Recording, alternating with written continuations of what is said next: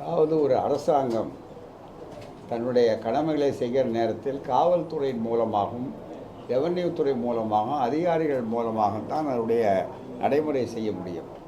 அவர்களை பொறுத்தவரையில் என்னென்ன செய்ய முடியுமோ அதை அத்தனையும் செய்திருக்கிறார்கள். அதிகாரிகள் பல நேரங்களில் தவறெடுத்த அதிகாரிகள் காரணமாக அந்த நிலைமை அங்கே ஏற்பட்டிருக்கிறது என்பதை கண்டறிந்த உடனே இன்னும் வேறு ஏதாவது சிக்கல்கள் இருக்கிறதா என்பதற்காக ஒரு தனி நீதிபதியையும் நல்ல அளவிற்கு நியமித்திருக்கிறார்கள். எனவே அவர்கள் உடனடியாக இந்த செய்தி வந்தவுடனே அமைச்சர்களை அனுப்பியிருக்கிறார்கள். உடனடியாக என்னென்ன செய்ய முடியுமோ அதை 24 மணி நேரத்தில் முதலமைச்சர் மின்னல் வேகத்தில் அவைகளையெல்லாம் செய்திருக்கிறார்கள். எதிர்க்கட்சிகளை பொறுத்தவரையில் அவர்கள் இந்த பிரச்சனையை தங்களுக்கு ஏற்பட்ட 40க்கும் 40 என்ற மிகப்பெரிய தோல்வியிலிருந்து எப்படி மீளுவது என்று தத்தளித்து கொண்டிருந்த நேரத்தில் அந்த வெள்ளத்தில் மூழ்கி தத்தளித்து கொண்டிருக்கிற ஒருவருக்கு ஒரு சின்ன கட்டை கிடைத்தால் அதையே தங்களுக்கு தெப்பமாக ஆக்கிக்கொள்ள வேண்டும் என்பதற்காகத்தான் இப்படி அளவுக்கு இதை அளவுக்கு அதிகமாக அரசியலாக்குகிறார்கள். அவ்வளவுதானே தவிர வேறொன்றும் இல்லை. எந்த பணியையும் வருமுன்னர் காக்க வேண்டும் என்பதில் அக்கறை அரசாங்கத்துக்கு எல்லா துறையிலும் உண்டு. ஆனால் அதையும் மீறி அரசு எந்திரங்களிலே சில இடங்களிலே கோளாறாகி காவல்துறையினர் மாவட்ட ஆட்சித்தலைவர் உட்பட உடனடியாக அவர்களை மாற்றி இருக்கிறார்கள், வெளியே அனுப்பியிருக்கிறார்கள், மற்றவர்களை போட்டிருக்கிறார்கள். இறந்தவர்களுக்கு என்னென்ன செய்ய வேண்டும், மற்றவர்களுக்கு எந்தெந்த மருத்துவமனையில் என்ன செய்ய வேண்டுமோ அதை வேறு எந்த அரசாங்கங்கள் இதற்கு முன்னாலே மாநிலம் தழுவிய அளவில் அல்ல, இந்தியா அளவிற்கு ஏராளமான விஷச்சாராய சாவுகள் நடந்திருக்கின்றன. தமிழ்நாட்டிலேயே நடந்திருக்கிறது. இதற்கு முன்னாலே இருந்த ஆட்சியாளர்கள் தானே நடந்திருக்கிறது. அவைகளெல்லாம் காட்டாத வேகத்தை நம்முடைய முதலமைச்சர் காட்டியிருக்கிறார். அமைச்சர்களை வேகமாக புரட்டியிருக்கிறார். சட்டமன்றம் நடக்கிறது என்று தெரியும். ஆகவே சட்டமன்றத்திலும் தெளிவுபடுத்த வேண்டும் என்பதற்காக அறிக்கைகளை கொடுத்திருக்கிறார். இப்படி எல்லாவற்றையும் செய்துவிட்ட நேரத்தில் இன்றைக்கு தங்களுடைய தோல்வி மிகப்பெரிய படுதோல்வியிலே இருந்து மீளுவதற்கு என்ன வாய்ப்பு என்பதற்காக இதை செய்கிறார்களே தவிர அது ஒரு மிகப்பெரிய அளவிற்கு இது அவர்களுக்கு எண்ணெய் செலவாக முடியுமே தவிர பிள்ளை பிழைக்காது. காரணம் விக்கிரவாண்டி இடைத்தேர்தல் அதில் இருக்கிற காரணத்தால் தான் வருகிறது.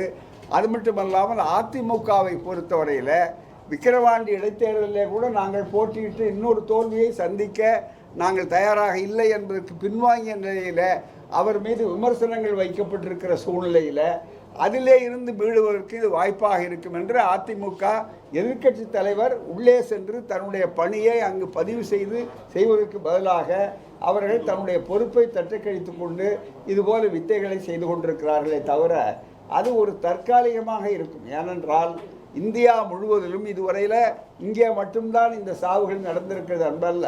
அவர்களுக்கு அனுதாபம் தெரிவிக்கிறோம், அவர்களுக்கு என்ன செய்கிறோம். இது ஏற்கனவே எங்கே இடத்துல நடந்தாலும் ஏற்க முடியாது. இது அத்தனை எங்கெங்கே ஓட்டை இருக்கிறதோ அவளையும் தெரிந்து கொள்ள வேண்டும் என்பதற்காகத்தான்.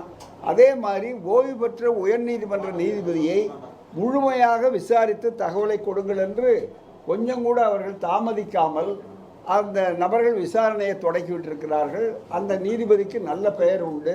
அப்படிப்பட்ட சூழ்நிலையில் என்ன செய்ய முடியுமோ ஒரு அரசாங்கம் அதை தெளிவாக செய்திருக்கிறது. எதிர்க்கட்சிகளுக்கு இது ஒரு பெரிய வரப்பிரசாதம் என்று அவர்கள் கருதி கொண்டு அதை பிடித்து கொண்டு அதற்கு அளவுக்கு அதிகமான அரசியலை நடத்தி கொண்டிருக்கிறார்கள். இதுதான் தவிர முழுக்க இது அரசியல் நாடகமே தவிர அது மனித நேயத்தை சேர்ந்த ஒரு பிரச்சனை இல்லை. ஆட்சி பொறுப்பேற்று 3 வருடங்கள் ஆயிடுச்சு. ஒரு வருஷமோ 4 மாசமோ 5 மாசமோ ஆகலாம். இதுவரை தமிழக அரசு என்ன விதமான நடவடிக்கைகள் எடுத்திருந்தது? ஏற்கனவே எல்லா விதமான நடவடிக்கையும் எடுத்திருந்தது. இதற்கு ஆட்சி பொறுப்பேற்று உங்களுடைய வார்த்தைப்படியே இந்த 3 மாதங்களிலே இவ்வளவு பெரிய விபத்துகள் நடந்திருக்கிறதா? ஒரு விபத்து என்பது எப்போது வேணுமா நடக்கலாம். இந்த விஷச்சாராயம் என்பது விபத்து போன்றது. அதிலே இருக்கிற அதுக்கு யார் காரணமானவர்களோ அவர்களிடம் அவர்களுக்கு பரிந்து பேசியோ அவர்களை நியாயப்படுத்துவதற்கோ அவர்களை காப்பாற்றுவதற்கோ ஆட்சியாளர் தயாராக இல்லை. ஐஏஎஸ் அதிகாரியாக எந்த அரசாங்கத்தில் உடனடியாக கலெக்டரை வெளியே அனுப்பியிருக்கிறார்கள், எந்த இடத்துல உடனடியாக மற்றவர்களை அனுப்பியிருக்கிறார்கள். ஆகவே இவைகள்லாம் இருக்கிறது. 3 ஆண்டுகளில் மற்ற இடங்களில் என்ன நடந்திருக்கிறது என்பதை எண்ணி பார்க்க வேண்டும். 3 ஆண்டுகள் ஆனாலும் அவர்கள் இதுவரையில் எந்த விதத்திலும் அவர்கள் பின்வாங்கவில்லை. ஆனால் அதற்காக என்ன செய்ய முடியுமோ அதை செய்திருக்கிறார். முதலமைச்சரே ஒவ்வொருவரும் போலீஸ்காரர்களாக இருக்க முடியாது. ஏனென்று சொன்னால் எல்லாரும் ஒரு அரசு எந்திரம் இருக்கிறத அந்த அரசு எந்திரத்தில் பல்வேறு பிரிவுகள் இருக்கின்றன.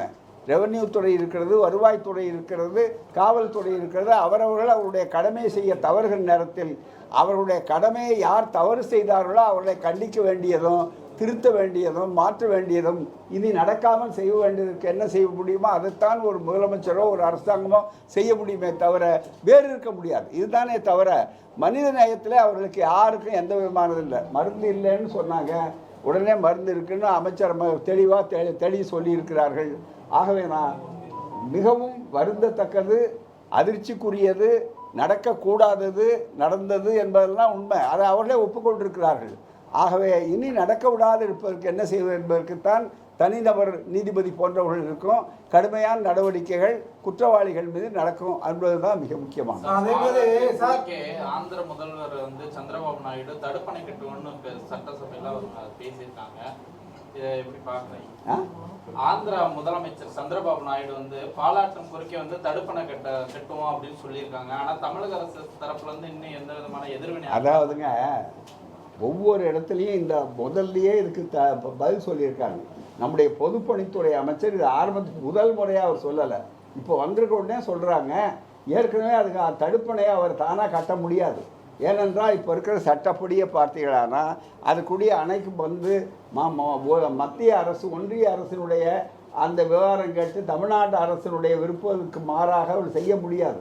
நாம் அவருடைய ஓட்டு வாங்கியிருக்கிறாரு, அதுக்கு அவர் சொல்லணுங்கிறதுக்காக அந்த மக்களுக்கு அதை சொல்லி கொண்டிருக்கிறார். அந்த ஒரு அரசியலில் அவர் அதுக்கு எதிர்கட்சியிலிருந்து அவர் தப்பிக்கணுங்கிறதுக்காக சொல்லி கொண்டிருக்கிறார். ஏற்கனவே அவர்களை சொன்ன காலத்திலிருந்து நாம் அதை எச்சரிக்கை இருக்கலாம். தமிழ்நாடு ஆந்திரா மட்டும் இல்லை, இன்னொரு பக்கத்தில் பார்த்திங்கன்னா கேரளாவில் அதை உயர்த்தக்கூடாது என்று சொல்லி கொண்டிருக்கிறார்கள். கர்நாடகத்தில் உங்களுக்கு தெரியும் ஏற்கனவே இந்த பிரச்சனைகள் இருக்கின்றன. ஆகவே எந்தெந்த மாநிலத்தில் இருந்தாலும் உறவுகள் வேறு, உரிமைகள் வேறு. ஆனால் உறவுகள் எப்படி இருந்தாலும் உரிமைகளை விட்டு கொடுப்பாது தமிழ்நாடு அரசு என்பதை அவ்வப்போது வலியுறுத்த வேண்டிய நேரத்திலெல்லாம் வலியுறுத்துவதற்கு இந்த அரசு தவறுவதில்லை. மற்றவர்களும் இந்த கூட்டணி கட்சிக்காரர்களோ மற்றவர்களும் இதில் கட்சி பிரச்சனை இல்லாமல் ஒரு ஒற்றுமையாக இருந்து எதிர்க்க வேண்டிய பிரச்சனை. ஆகவே அதில் அரசியலுக்கு கண்ணோட்டம் தேவையில்லை. ஒவ்வொரு முறையும் இது மாதிரியான சாவுகள் வரும்பொழுது மத்திய அரசு தன்னுடைய NCERT சொல்ற தேசிய மனித உரிமை ஆணையத்தை வெஸ்ட் பெங்காலில் நடந்த போதும் அனுப்பிச்சாங்க. இப்பவும் இதே போல நம்ம ஒரு நபர் கமிஷனை போட்டு விசாரிக்க தமிழக அரசு அறிவித்த பிறகும் கூட மத்திய அரசு இது போல தேசிய மனித உரிமை ஆணையம், தேசிய பெண்கள் ஆணையத்தெல்லாம் அனுப்பி விசாரணை நடத்துகிறார்களே, இதில் அரசியல் உள்நோக்கத்தில் மத்திய அரசு அணுகிறாங்களா? தாராளமாக. ஏனென்றால் இந்த தேசிய உரிமை கமிஷன் இருக்குல்ல, இந்த கமிஷனுடைய அதிகார எல்லை என்னன்னு புரியாமையே இதை செய்தி தலைப்பாக்கிறதுக்காக போகிறாங்க. அவர்களுக்கு நோட்டீஸ் கொடுத்து யாரையும் வர சொல்கிறதுக்கோ அல்லது மற்றவர்களை நாங்கள் தண்டனை விசாரிக்கிறதுக்கோ ஒரு நீதிபதிக்குரிய அதிகாரங்கள் கிடையாது. ஆகவே அவர்களும் வித்தை காட்டுறதுக்காக செய்கிறார்களே தவிர அவர்களுக்கு சட்டப்படி அவர்கள் யாரையும் தண்டிக்கிறதுக்கு உரிமையும் கிடையாது, அவர்கள் வச்ச விவரம் கிடையாது. அந்த சட்டத்தில் இருக்கிற அதிகாரம் என்னங்கிறது சொல்லட்டும், எந்த சட்டத்தின் எந்த பிரிவின் கீழ் அவர்கள் நடக்கிறார்கள் என்பதை சொல்லட்டும், நாங்கள் பதில் சொல்கிறோம். ஆகவே இது ஒரு வித்தை. அதே மாதிரி சிபிஐ இப்போ பார்த்தீங்கன்னா சிபிஐ வேணும்னு உண்ணாவிரதம் இருக்கிறேன், சிபிஐ வேணும் அப்படின்னு ஒன்று எல்லாரும் சிபிஐ அந்த எல்லாரும் அரகர் நம பார்வதி பதேன்னு சொன்ன உடனே சுண்டல் கொடுக்குறவன் எல்லாரும் சேர்ந்து அரகர் நம பார்வதி சொல்கிற மாதிரி சொல்கிறாங்க. இதே இதில் அதிமுகவினுடைய முன்னாள் முதல்வராக இருக்கிற ஜெயலலிதா அம்மையார் அவர்கள் சட்டமன்றத்தில் என்ன சொன்னாருங்கிறது சட்டமன்ற குறிப்பில் இருக்குது. சிபிஐ என்ன வானத்திலிருந்து குதித்தவர்களா என்று கேட்டார்கள். இதை அவர்கள் பழனிசாமிக்கு மறந்து விட்டிருந்தாலும் மற்றவர்களுக்காக ஞாபகம் இருக்கணும். அது மட்டுமல்ல, எப்போ ஒருத்தர் சிபிஐ அனுமதி கொடுக்க முடியும்னா ஏற்கனவே அவர் ஒன்றும் செய்யாமல் இருந்தால் நீங்கள் சிபிஐயை கேட்கலாம். அவர் ஏற்கனவே ஒரு நபர் கமிஷன் போட்டது மட்டுமல்ல, தகுந்த உயர்நீதிமன்ற ஒரு சாதாரண ரெவன்யூ அதிகாரியை போடல, உயர்நீதிமன்ற ஓய்வு பெற்ற நீதிபதியை கோகுல்தாஸ் என்பவரை போட்டிருக்கிறாங்க. அந்த ஒரு நபர் விசாரணையின் மூலமாக இது ஒன்றும் வராது, ஒன்றும் பெரிய அளவுக்கு வராது, அதனால் நாங்கள் சிபிஐ கேட்குறோன்னு ஒரு நொண்டி சாக்கு சொல்கிறாங்க. இது எதை நினச்சிட்டு சொல்கிறான்னு தெரியாது. ஒருவேளை அவர் ஒரு நபர் கமிஷன் போட்டார், ஜெயலலிதாவுடைய சாவு இயற்கையானதா அல்லது எப்படின்னு ஒரு நபர் போட்டார், ஒரு நீதிபதி தான் போட்டார் தவிர பல நீதிபதிகளை போட்டல. ஒருவேளை அது எப்படி நடந்ததுன்னு அவருக்கு தெரியும். அதை நினச்சிக்கிட்டு அந்த மாதிரி ஒரு நபராக இருக்காது இது நிச்சயமாக. அதில் போட்டவங்களே எவ்வளோ பின்வாங்கினாங்க, யார் வழக்கு முன்னால் வச்சவங்களே யார் பின்வாங்கினாங்க, யார் சாட்சியம் சொல்லலைங்கிற கதைக்கெல்லாம் நான் போக வேண்டியதில்லை. உங்களுக்கு எல்லாருக்கும் தெரியும், பத்திரிகையாளர்களுக்கு. ஆகவே தான் இது அந்த மாதிரி ஒரு நபர் இல்லை, சுதந்திரமாக இயங்கக்கூடியவர்கள்.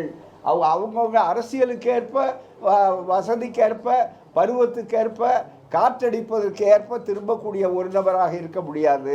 அந்த வகையில் தான் யார் வழக்கு போட்டார்களோ அவர்களே கடைசியில் சாட்சியம் சொல்றதுக்கு தயாராக இல்லை. அங்கே அந்த ஒரு நபர் கமிஷன் வேற, இது வேற. ஆகவே அதை நினைத்து கொண்டு இங்கே வந்தால் அவர்கள் தான் ஏமாற்றம் அடைவார்களே தவிர ஒன்றும் கிடையாது. நன்றி, வணக்கம். ஜாதி ரீதியான கணக்கெடுப்பு சம்பந்தமா தமிழக அரசு சட்டமன்றத்தில் ஒரு தீர்மானம் எதுங்க? ஜாதி கணக்கெடுப்பு நடத்த மத்திய அரசு அனுமதி கேட்டிருக்காங்க. அதை மாநில அரசு நடத்த முடியாதான்னு கேட்க. மாநில அரசு நடத்த முடியாதுங்கிறதுக்கு நடத்தினாலும் பயன் இருக்காது. ஏன்னு கேட்டால் நாங்கள் எல்லாமே அதில் தெளிவாக இருக்கிறவங்க. ஜாதி வாரியாக கணக்கெடுக்கணுங்கிறதுக்காக எல்லா இடங்கள்லையும் தீர்மானம் போட்டு பேசி கொண்டு வருகிறவர்கள் நாங்கள். ஆரம்பத்தில் 1921 பொது கணக்கெடுப்பு என்றது, சென்சஸ் என்பதை எடுக்கிறது யாருடைய உரிமை? முழுக்க முழுக்க மத்திய அரசு, ஒன்றிய அரசினுடைய உரிமை. அந்த ஒன்றிய அரசில் இதை செய்யணுங்கிறதுக்காக தான் பீகாரில் இருந்து எதிர்க்கட்சியினர், இன்றைய நிதிஷ்குமார் அவர்கள் அங்கே போயிருக்கிறாரு. அவருடைய தலைமையில் பாஜகவினர் உள்பட அழைத்து போய் நேரடியாக மோடியை பார்த்தார். அதில் அவர்கள் தெளிவாக என்னென்னது என்று சொன்னால்தான் அதை வைத்துக்கொண்டு சொல்ல முடியும். ஏன்னு கேட்டால், இப்போ யார் வழக்கு போட்டாலும், மராத்தியத்தில் வழக்கு போட்டாலும் அதிகப்படுத்தினாலும், அதே மாதிரி வேறு இடங்களில் வழக்கு போட்டு அதிகப்படுத்தி இடஒதுக்கீடு கொடுத்தாலும், வன்னியர் சமுதாயத்துக்கு 10.5% என்று இடஒதுக்கீடு கொடுத்திருக்கிற சட்டமாக இருந்தாலும், ஒரே வார்த்தையில் நீதிபதிகள் உச்ச நீதிமன்றத்திலையும் உயர்நீதிமன்றத்திலையும் என்ன சொல்கிறாங்க? How we got a quantifiable data அப்படிங்கிற ஆங்கில சொல்ல பயன்படுத்துகிறாங்க. அதாவது நீங்கள் அதிகாரபூர்வமாக தயாரிக்கப்பட்ட புள்ளி உர கணக்குகள் இருக்கிறதான்னு கேட்குறாங்க. ஆனால் 10% பொருளாதார அடிப்படையில் உயர்ஜாதி ஏழைகளுக்கு கொடுப்போங்கிறப்ப இந்த கேள்வி வரல நீதிமன்றத்தில். அது நீதிமன்றங்களுக்கு தான், நீதிபதிகளுக்கு தான் வெளிச்சம். அதுதான் மிக முக்கியம். ஆனால் அப்போ அது வேறு ஐயாவில் இல்லை. ஆனால் இந்த கேள்விகள் கேட்கறதுனால மீண்டும் மாநிலத்தில் செஞ்சு, அதே பீகாரில் எப்படி செல்லாதுன்னு சொன்னார்களோ அதே மாதிரி செய்து வீணாகணும். ஆகவே உள்ளபடியே சமூக நீதியில் அக்கறை இருக்கிற இந்த அரசாங்கத்துக்கு இருக்கிற காரணத்தால் தான் முதல்வர் முறையாக செய்ய வேண்டும் என்று சொல்லுகிறார்கள். இப்போது அதை வலியுறுத்தக்கூடியவர்கள் இருக்கிறார்கள். இப்போ இன்றைய மோடி அரசுக்கு முழு மெஜாரிட்டி இல்லை. அவர்கள் யாரை நம்பியிருக்காங்க? 2 கால்களை தான் நம்பியிருக்காங்க. மிக முக்கியமாக ஒருத்தர் சந்திரபாபு நாயுடைய தெலுங்கு தேசம், இன்னொன்று பீகாரில் இருக்கக்கூடிய அவர். மிக முக்கியமாக அவர் ரொம்ப தெளிவாகவே அவர்களுடைய இடத்துல போட்ட உடனே அது செல்லாதுன்னு தீர்ப்பு கொடுத்துட்டாங்க. அதே கதி நமக்கு வரக்கூடாது அப்படிங்கிறதுக்காக தான் செய்வன திருந்த செய் என்ற அடிப்படையில் வராங்க. இப்போ 69% இடஒதுக்கீட்டை தமிழ்நாட்டில் இந்தியாவில் எங்கேயும் இல்லாத அளவுக்கு இருக்கிறதுல அதை காட்டி அது 65 தான் பார்த்தாங்க, நிற்கல. அது ஏன்னு கேட்டால், நாம் செஞ்சிருக்கிற அஸ்திவாரம் பலமானது. 9வது அட்டவணை பாதுகாப்பு என்பதற்காக அரசியல் சட்டமே திருத்தப்பட்டு நடந்திருக்கிறது. முழுக்க முழுக்க அதுக்கு யார் காரணங்கிறது உலகத்தில் எல்லாருக்குமே தெரியும். அப்படிப்பட்ட ஒரு நல்ல பலத்தோடு செய்தால் அது வெற்றி அடையும். ஆகவே தான் மீண்டும் இந்த அரசாங்கம் செய்து அது நீதிமன்றத்துக்கு மறுபடியும் போய் மறுபடியும் செல்லாது என்ற ஒரு நிலையை ஏற்படுத்தி விடக்கூடாது என்பதற்காகத்தான் நம்முடைய முதல்வர், சமூக நீதிக்கான சரித்திர நாயகர் மு.க. ஸ்டாலின் அவர்கள் எங்களை போன்றவர்கள் எல்லோரையும் கலந்து தெளிவாக நாம் வலியுறுத்த வேண்டியது மத்திய அரசாங்கம் தெளிவாக நடத்தணும். அதுதான் மிக முக்கியம். மத்திய அரசாங்கத்தை வலியுறுத்துறதுக்கு நல்ல வாய்ப்பு நிதிஷ்குமார் தானே முட்டு கொடுத்துட்ருக்காரு. அவர் இழுத்தாருன்னா போதுமே, எல்லாத்துக்குமே தலையிடணும். ஆகவே சாதி வாரியாக கணக்கெடுத்து சொல்லுங்கன்றாரு. அது மட்டுமல்ல, நம்ம பாட்டாளி மக்கள் கட்சி தலைவர் கூட்டணி கட்சி வரும்போது வேறு யாரும் அவ்வளவு நெருங்க முடியாது. மோடி காதில் நல்லா அணைச்சி பேசுகிறாரு. அதே மாதிரி அவர்கள் உத்தரவு போட்ட உடனே தான் இங்கே நீங்கள் போய் கலங்குங்க, நீங்கள் அவங்களுக்கு இடம் கொடுங்கன்னு மேலேருந்து உத்தரவு வந்த உடனே விக்கிரவாண்டி தேர்தலில் கூட நாங்கள் போட்டியில்லை, அவருக்கே கொடுக்குறோன்னு எல்லாரும் சொல்லக்கூடிய அளவுக்கு மேலேருந்து வர்றாங்க. அவ்வளவு நெருக்கமான உறவு இருக்கக்கூடியவர்கள் ஏன் இந்த பிரச்சனையில் சாதிவாரி கணக்கெடுக்க சீக்கிரம் முடிக்கலையே? 21 இதுவரையில் வரலாற்றில் 21வது வருஷத்தில் செய்திருக்க வேண்டியதை 24 வரையில் செய்யலை. தேர்தலை காரணமாக காட்டி வேறு எதோ சாக்கு போக்கு சொன்னார்கள்.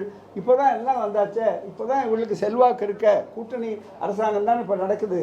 தனியாக பாஜக அரசாங்கம் நடக்கலையே, கூட்டணியினுடைய அங்கம் தானே இவர்கள். எனவே இந்த தங்கங்கள் ஏன் வந்து அந்த அங்கமாக இருக்கக்கூடியவர்கள் ஏன் போய் அங்கே செய்திருக்கக்கூடாது? இதுதான் நம்முடைய கேள்வி. ஆகவே தான் சமூக நீதி எல்லாருக்கும் கிடைக்கணும். சமூக நீதியை பொறுத்தவரையில் அதனுடைய அடித்தளம் என்னன்னா ஒரே வரி தான், அனைவருக்கும் அனைத்தும். இந்த அனைவரும்